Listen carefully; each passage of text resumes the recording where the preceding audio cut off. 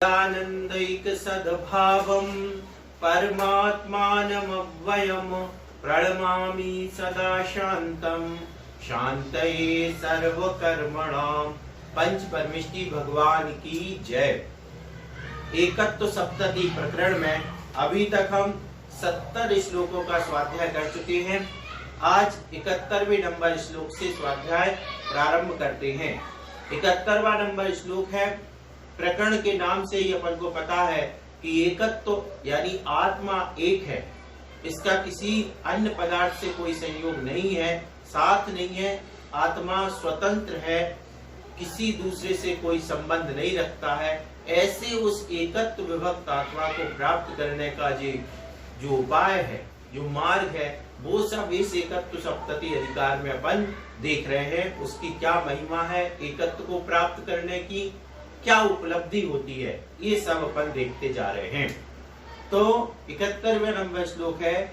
ज्ञानिनो मृत संगाय मृत्युस्ताप करोपि सन् आकुंभस्य लोकेस्मिन् भवेत् पाक विधिर् यथा। जिस प्रकार इस लोक में कच्चे घड़े का परिपाक अमृत संग अर्थात पानी के संयोग का कारण होता है, उसी प्रकार अविवेकी जन के लिए संताप को करने वाली भी वह मृत्यु ज्ञानी जन के लिए अमृत संग अर्थात शाश्वत सुख मोक्ष का कारण होती है। क्या मतलब? घड़ा है, मिट्टी का घड़ा बना कच्चा, अब जब तक वह पकेगा नहीं तब तक वह अमृत संग अर्थात पानी के संयोग वाला नहीं हो सकता, जल धारण नहीं कर सकता है। घड़ा बना, जब तक वह जो हवा होता, जो ताप होता, उसमें नहीं जाएगा, अग्नि से संस्कारित नहीं होगा, उसमें पकेगा नहीं हवा में, तब तक उसमें पानी नहीं रखा जा सकेगा। कच्चे घड़े में, बिना पके घड़े में कच्चा घड़ा रखा, उसमें पानी डालेंगे, घड़ा भी फूट जाएगा, पानी भी फैल जाएगा। तो जो कच्चा घड़ा है वह पककर के पानी धारण करने जैसा हो जाता है, लेकिन अब ऐसी स्थिति में जो घड़ा रोए तो वो फिर पानी धारण नहीं कर सकता है, वह परिपक्व नहीं हो सकता है। कोई कुम्हार है, वो सोचे इसको आग में कैसे रखें, तो फिर वह पक नहीं सकता। इसी प्रकार यह आत्मा है। यह आत्मा भी कैसा है? जब किसी की मृत्यु होती है, अज्ञानी लोग क्या करते हैं? दुख मनाते हैं। तो दुख मनाते हैं तो वह शाश्वत सुख प्राप्त नहीं कर सकता है। और अविवेकी जन के लिए तो संताप करने वाली मृत्यु है, और ज्ञानी जन के लिए क्या है? अमृत संग मोक्ष का कारण है। क्यों? क्योंकि वह पक गया, तो पक गया वह शाश्वत सुख को धारण करने वाला हो गया। और अविवेकी जो अज्ञानी था, उसने अपने जीवन को कच्चे ही गंवा दिया, उसने तप की अग्नि में स्वयं को तपाया ही नहीं। तो जो तप करके पक गए हैं और फिर उनका जाना हो रहा है, उन्हें कोई दिक्कत नहीं, वे मोक्ष के सुख को प्राप्त करते हैं। जैसे घड़ा पक करके पानी को धारण करने वाला होता है, ऐसे ही यह आत्मा तप की अग्नि में तप करके जब जाता है तो वह मोक्ष को, मुक्ति रूपी लक्ष्मी को धारण करने वाला बन जाया करता है। तो जैसे समझदार व्यक्ति घड़े के पकने पर रोता नहीं है, इसी प्रकार से जो ज्ञानी व्यक्ति है वह तप रूपी अग्नि से रोता नहीं है, और उसके माध्यम से ऊपर जाकर के शाश्वत सुख को धारण करता है, यानी सिद्ध शिला पर पहुंच करके शाश्वत सुख का भाजन होता है। अगला 72 नंबर श्लोक है। मानुष्यम सत्कुले जन्म लक्ष्मीर बुद्धि कृतज्ञता विवेकेन विना सर्वं यदप्येतन्न किंचन। मनुष्य पर्याय उत्तम कुल में जन्म, संपत्ति, बुद्धि और कृतज्ञता, यह सब सामग्री होकर भी विवेक के बिना कुछ भी कार्यकारी नहीं है। विवेक नहीं है, सब बुद्धि हो, कुल हो, सब कुछ भरा पड़ा हो, लेकिन विवेक नहीं है तो क्या होगा? सब कुछ बेकार। जैसे मान के चलो एक व्यक्ति ने सुना कहीं से कि धर्म सभा में गया, उसने सुन लिया अरिहंत नाम सत्य है, सिद्ध नाम सत्य है, बहुत अच्छी बात है अरिहंत, और वह भी अपने आकर के बढ़िया माला करने लगा, अरिहंत नाम सत्य है, सिद्ध नाम सत्य है, जहां भी जाए वही माला करने लगे। एक दिन क्या हुआ, पड़ोस में जाता है और वहां पर किसी की मृत्यु हो गई थी, वहां पर किसी की मृत्यु हो गई थी, तो अरिहंत नाम सत्य है, सिद्ध नाम सत्य है, उसने बोला, लोगों को अच्छा लगा, क्योंकि बोलने वाला कोई होता है, तो ठीक है।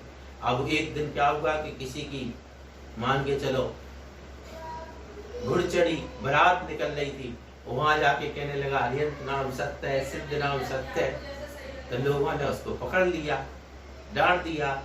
कहने का मतलब क्या है, एक ही चीज है, लेकिन विवेक कहाँ क्या उपादेय है, कहाँ क्या उपयोग करने लायक है, ये विवेक होना जरूरी है। कब क्या कहाँ कैसे करना है, इसका नाम होता है विवेक। ज्ञान अलग है और विवेक अलग है। ज्ञान सिर्फ बता देगा ये चीज ऐसी है, ज्ञान बता देगा ये जहर है, लेकिन विवेक कहेगा इसको पीना नहीं है।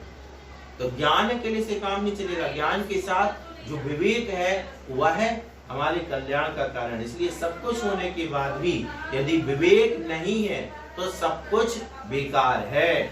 अगला है 73 नंबर श्लोक। चिद चिद द्वे परे सत्वे विवेकस्तद् विवेचनम उपादेयम उपादेयम हेयम हेयम च कुर्वतः। चेतन और अचेतन ये दो भिन्न तत्व हैं, उनके भिन्न स्वरूप का विचार करना इसे विवेक कहा जाता है। इसलिए हे आत्मन, तो इस विवेक से ग्रहण करने योग्य जो चैतन्य स्वरूप है उसे ग्रहण कर और छोड़ने योग्य जड़ता को छोड़। जीव और अजीव ये दो है, यानी चेतन और अचेतन ये दो है। जीवो न्यः पुद्गलश्चान्य इत्तसौ तत्व संग्रह। अष्टोपदेश में आखिरी श्लोक। तो चेतन और अचेतन, चेतन अलग है और अचेतन उससे उल्टा है, दोनों के स्वरूप का विचार करना ये विवेक कहलाता है कि ये तो चेतन है, ये अचेतन है, मैं चेतन हूँ, शरीर अचेतन। इस प्रकार का विचार विवेक कहलाता है। इसलिए आत्मन तो विवेक से ग्रहण करने योग्य जो चेतन है उसको ग्रहण करो, और जो शरीर आदि पुद्गल अचेतन है उनको छोड़ो। उनको छोड़ने का मतलब क्या, उनके प्रति जो इष्ट अनिष्ट की बुद्धि है उस बुद्धि को छोड़ो। अगला श्लोक है, सरल है ये सब। अगला श्लोक है 74 नंबर। दुखम किंचित सुखम किंचित चित्ते भाति जड़ात्मनः संसारेत्र पुनर्नित्यम संसारेत्र पुनर्नित्यम सर्वम दुख विवेकिनः। यहाँ संसार में मूर्ख प्राणी के चित्त में कुछ तो सुख और कुछ दुख रूप प्रतिभासित होता है, किंतु विवेकी जीव चित्त में सदा सब सुख दुखदायक ही प्रतिभासित होता है। क्या मतलब हुआ, जो अज्ञानी है वह इष्ट संयोग में सुख मनाता, अनिष्ट में दुख मनाता है, और ज्ञानी क्या कहता है, होकर सुख में मग्न न फूले, दुख में कभी ना घबरावे। तो ज्ञानी की वृत्ति ऐसी होती है, उसके लिए तो ये जो बाह्य पदार्थ है सब कष्टकारक है, दुखदायक लगते हैं, जबकि अज्ञानी होता है तो उसको जो अच्छा लगता है उसमें खुशी होने लगती है, सुख मनाने लगता है, आनंद करता है, और जो थोड़े से प्रतिकूल होता है उसमें दुखी हो जाता है। तो ये ज्ञानी और अज्ञानी दोनों में अंतर है, विवेकी में अंतर है। अविवेकी क्या करता है, अविवेकी व्यक्ति ये अच्छा है ये बुरा है इस प्रकार की कल्पना करता है, और विवेकी जो जीव है उसको बाह्य पदार्थ आत्मा को छोड़ करके सारे पदार्थ दुखदायक ही नजर आते हैं। क्यों, क्योंकि पर संबंध बंध दुख कारण। जो बाह्य पदार्थ हैं ये बंध के कारण है, इनमें आप इष्ट करोगे, प्रीति भी करोगे तो भी बंद होगा, अनिष्ट द्वेष करोगे तो भी बंद होगा। इस दृष्टि से जो विवेकी ज्ञानी जीव है वह पर पदार्थों को सबको दुखदायक ही समझता है। एक श्लोक और देखते हैं। हेयं कर्म रागादि तत्कार्यं च विवेकिनः उपादेयं परम ज्योति रूपयोगेक लक्षणम। विवेकी जन को कर्म तथा उसके कार्यभूत राग आदि भी छोड़ने योग्य हैं और उपयोग रूप एक लक्षण वाली उत्कृष्ट ज्योति ग्रहण करने के योग्य है। क्या मतलब? जो विवेकी लोग हैं वे क्या करते हैं? कर्म है और कर्म के कार्यभूत जो राग आदि है, कर्म से क्या होता है? राग द्वेष बढ़ता है। तो कर्म हो और कर्म से होने वाला राग द्वेष दोनों ही विवेकी जन छोड़ते हैं, ना राग द्वेष करते हैं न कर्म में रचते बसते हैं। जैसे मान के चलो कर्म से मान के चलो आपको एक कुछ भी मिला, कोई पैसा का लाभ हो गया, ठीक है ना, अब वो लाभ हुआ कर्म से, अब उसमें राग किया तो क्या होगा? और कर्म बढ़ेगा। तो जो ज्ञानी विवेकी है वह कर्म के से उदय से जो प्राप्त हुआ है उसमें राग द्वेष नहीं करता है, ये बात है। तो ना कर्म में करता, न कर्म से प्राप्त होने वाली चीज में करता, ना फिर उसमें राग द्वेष करता है। और क्या करता? फिर उपयोग रूप एक लक्षण वाली उत्कृष्ट ज्योति ग्रहण करने योग्य है। तो फिर क्या ग्रहण करें? आत्मा में कर्म लगे, आपने कहा उसको ग्रहण नहीं करना, उसकी ओर नहीं देखना, राग द्वेष नहीं करना। तो फिर क्या करना?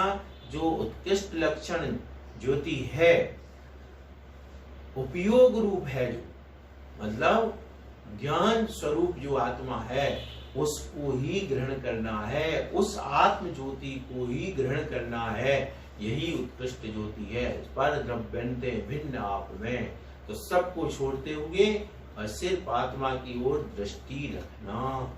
ऐसा यहाँ आचार्य मेहरा ने कहा, कर्म और राग द्वेष में किसी भी प्रकार से कुछ नहीं करना। कर्म तथा उसके कार्यभूत भी राग आदि भी छोड़ने योग्य है, ग्रहण करने योग्य क्यों नहीं? क्योंकि जब तक ये रहते हैं तब तक कल्याण नहीं होता है। बस आज इतना ही। सभी को जय जिनेंद्र।